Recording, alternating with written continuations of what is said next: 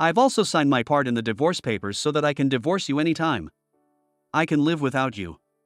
Do you understand? That's enough. After he spent all my money for his own selfish desires, I swore to myself that I would ruin his social life. My name is Tracy, and I turned 35 years old this year. Recently, my life has finally settled down and peaceful days have returned. It all started when I became friends with a certain person I worked with at the same company. That person was Kevin, who later became my husband. Kevin and I were close enough to drink together even after everyone else had left the company drinking party. That day, too, after the company drinking party was over, the two of us were having an after party and we asked each other who we like. We got excited talking about things like that, and by the time we realized it, the last train had already gone. By the way, I was interested in him at the time, and he had apparently been interested in me for a long time, so we disappeared into the night town together since there was no last train available. We spent the night together and started dating. I had just turned 30 at the time and was thinking that I wanted to get married soon. So I said to him, "It is me being selfish, but if we're going to date at this age, please date me with marriage in mind." Of course, I'm glad as that's the plan, but I'm kinda lame to be proposed to, aren't I? We said it laughing at each other. Since we started dating, we went out for drinks together after work and went on trips using paid leave, and so on. Then one night, he made a reservation at a restaurant with a slightly luxurious night view. After finishing the meal, he took out a ring and proposed to me. I kind of guessed it, but I was very happy. At a later date, after we had both families meet and report to people at work, we got married a month later. We were blessed by everyone at work, and both my parents and I cried and were very happy at the same time. After we got married, we rented the house and lived there together, but my parents suggested that they would support us in having a brand new house built. When I asked where the money came from, they said that they had been saving money for me since I was a child for the future. Then they apparently had planned to use that money for the house to be built when I got married. I also wanted my own house in the future, so I was very happy. From then on, I carefully chose the interior and exterior so that I wouldn't regret it, and when I made up my mind, I asked my parents to get it done. Then, 2 years after Kevin and I got married, he told me, I want to quit my job and start my own business. What do you think about it, Tracy? This is not just my problem. "I'm not going to quit my job, but if you want to start your own business, I'll support you, and of course I'll help because we are a couple."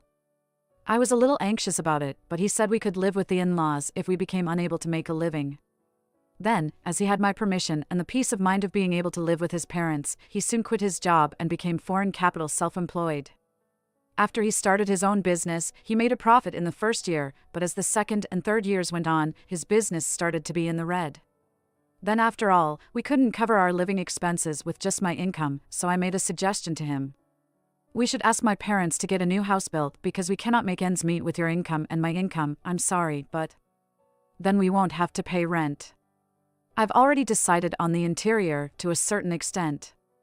It will take 1 to 3 months until the house is built if I ask them now, but in the meantime, you see, your mom told us before that we could go back to their house, so why don't you talk to them?"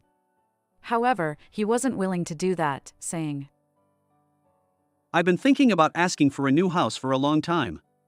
But it's not a good idea to go back to their house, because I'm the one who decided to start my own business and I can't just go back there so openly.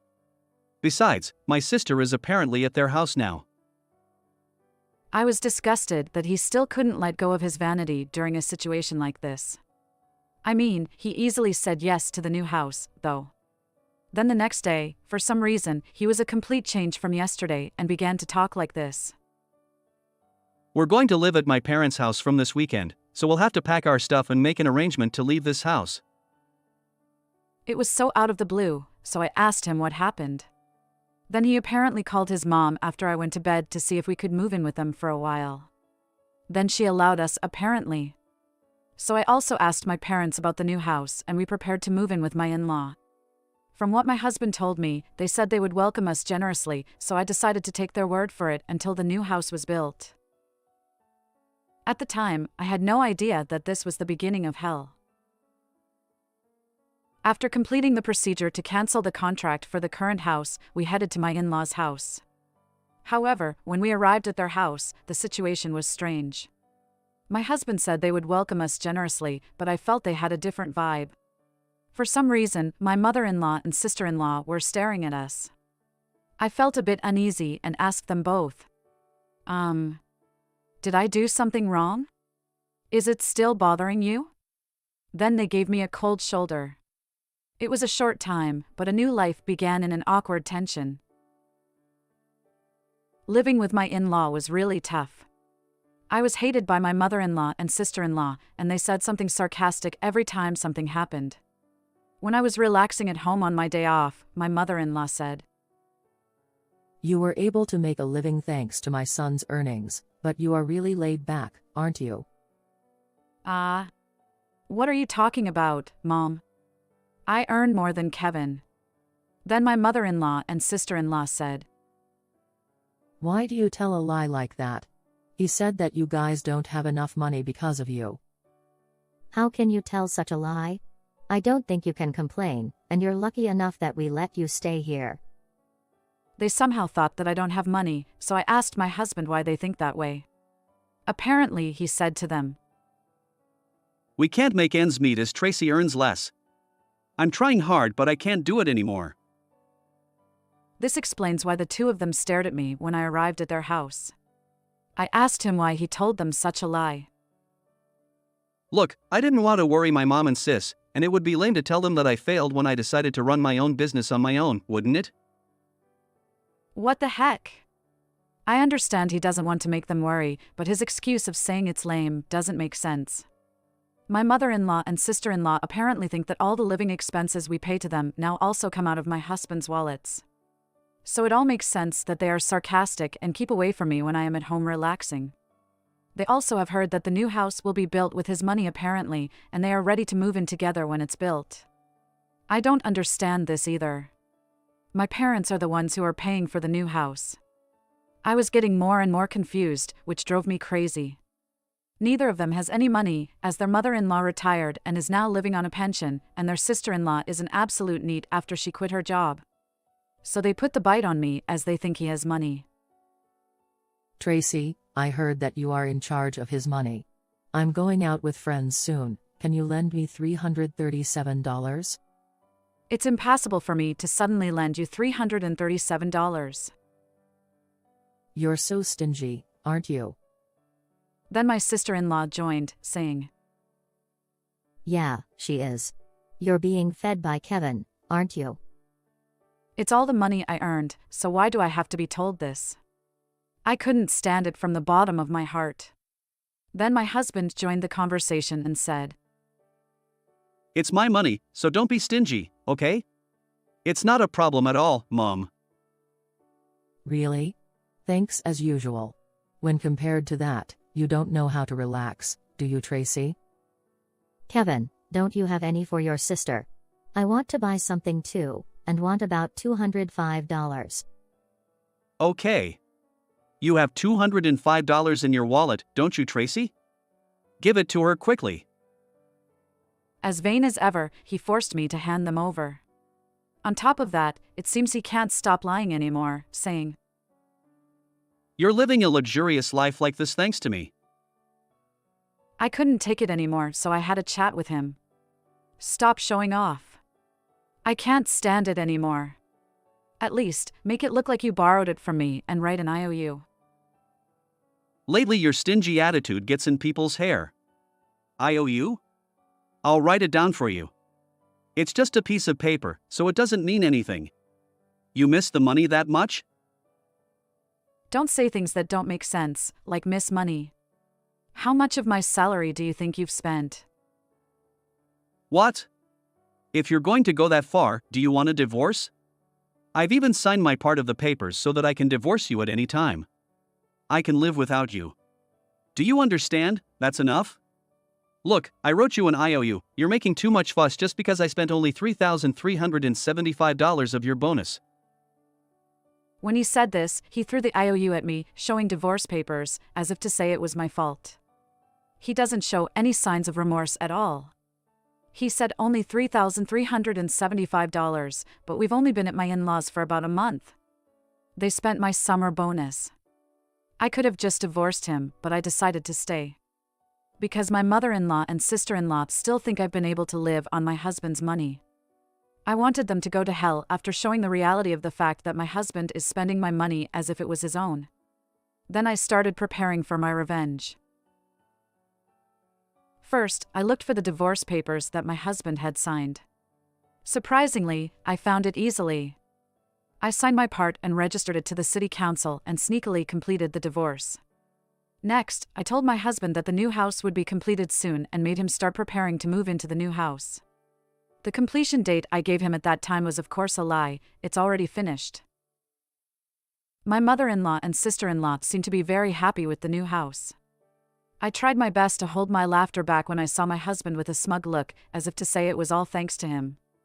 He didn't even know that I was already divorced from him. I can't wait to see what kind of expressions those three jerks will have on their faces to accept this reality later on. I asked my father to put the house under his name, because if it was built under my name, it would be a problem with property division when I got divorced. My father informed me that the new house was completed, so I gradually moved my belongings into the new house. After I finished moving the last of them, I left my in-laws' house without saying a word. The new house is very comfortable, and both the interior and exterior are perfect as expected. I got so excited and spent the whole day inside the house while thinking that the smell of a new house is really nice. Then I received a phone call from my ex-husband at night. Hey, whereabouts are you now? Why do I have to tell you that? Don't be ridiculous. There's no your stuff left, like your bank book or anything. That's my stuff, so it's none of your business. You should thank me for the divorce papers you had signed, because I signed them and registered. That's about it. We're no longer related as we're divorced. Bye now. Hey, what do you mean? I don't accept that. Hey. I hung up while listening to his voice. I rejected the call from him because he kept ringing. Then I slept well in my new home that day. Since then, life in the new house was very comfortable, and I've been having fresh and pleasant mornings every day. I was grateful that my parents had saved money for me and helped me with that whole mess, so I invited them to my house for a party that day. My mother and I cooked together in the built-in kitchen. When the food was ready and the three of us were just about to make a toast, the intercom rang. I can guess who has come. When I looked at the intercom image, it was a trio of my ex-husband, ex-mother-in-law, and ex-sister-in-law. How did you find this place? You didn't answer the phone, so I followed you after work and found that your new house is all ready. From today onwards, we'll be living here together. Anyway, unlock the door. Then, my ex-mother-in-law showed up. Listen. This house was built with Kevin's money. It doesn't belong to you. You're even a wife who has no money. You should stop doing this. Now unlock the door quickly. Well, I'll now let you know, first of all, the money I was giving you guys was money I earned. That idiot over there was trying to show off and saying, thanks to him, but it was all my money. I have the proof here as an IOU. Besides, I'm already divorced, so we're no longer related. Then, my ex-husband turned up with a smug look. Hey, I'll admit that we're divorced. And I'll admit that you paid for all the money so far, including the money for this house. But you know what, this house was built with your money during the marriage. So when we get divorced, I get half of the money you paid to build this house as part of the property division. If you don't want to leave this house, pay it off now. I guess you tried to trick me, but think before you act. Well, this house is under my parents' name, and it was built with their money. I don't know what made you come across that idea, but the house built with their money won't be reflected in the property division when I divorce. Don't you know that? And thank you for admitting everything with a smug look. Now I'm going to hire a lawyer and claim the IOU and also all my money you've spent without permission. Then, my ex-husband fell to his knees on the spot, voiceless. After that, my ex-husband, ex-mother-in-law, and ex-sister-in-law became discouraged, making a fuss outside, so I called the police, explained the situation, and had them taken away before it became a nuisance to the neighborhood. As all the evidence was available on the intercom with a recording, I wasn't interviewed in detail and wasn't asked to come to the police station, so I went back inside the house to carry on the party. I then hired a lawyer to settle the matter with my ex-husband. The details were to agree to pay the amount owed and to agree to stay away. If he turns up in front of me again, he will be arrested immediately. Immediate arrest was due to the fact that the way he identified my new home was considered stalking. A stay-away order against the people in my ex-family was also issued. I heard through the grapevine that my ex-husband has not been able to run his business well since then, and that all he has is increased debt. After divorcing me, my ex-husband and ex-mother-in-law no longer had access to the money they always asked me for, and their lives became increasingly difficult. Eventually, they sold their family home and started living in a shabby apartment. I feel like they are really getting what they deserve. I, on the other hand, invited my parents to live with me in my new home, and the three of us are enjoying our new life together. I want to continue to live happily with my family, taking care of my parents well. How did you like this story? Please subscribe to the channel. See you in the next video.